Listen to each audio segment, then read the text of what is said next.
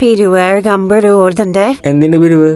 അതാ അടുത്ത സേനയ്ക്ക് പ്ലാസ്റ്റിക്കിന്റെ കവർ കൊടുക്കാനുണ്ടല്ലോ, അതിന്റെ 50 രൂപയാണ്. വെസ്റ്റ് 50 രൂപ. ചായ കുടിക്കാൻ പോലും മര്യാദക്ക്. എന്താ പറയുന്നത്? 50 രൂപയാ? പണിക്ക് പോയി 800 രൂപയാണ് സാലറി കിട്ടുന്നത്. അതും ഈ 800 രൂപ കിട്ടണമെങ്കിൽ പണി ഉണ്ടാവണം.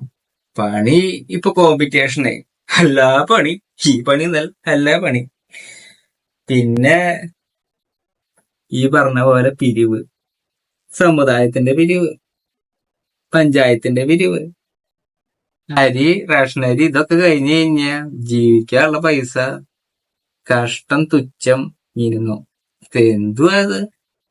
സത്യം പറഞ്ഞ റിട്ടയർമെന്റ് ലൈഫ് ആയാലും പണിക്ക് പോകണം എന്നുള്ള ഒരൊറ്റ കാൽക്കുലേഷനിലാണ് ഈ നാട് വളർന്നത്. കൊള്ളാം. ഇങ്ങനെ പോയി കഴിഞ്ഞാൽ വികസിതമല്ല, അതിന്റെ അപ്പുറം സഹിക്കേണ്ടി വരും നമ്മള്. എന്ത് വരവില്ല, ചെലവ് മാത്രം മിച്ചം.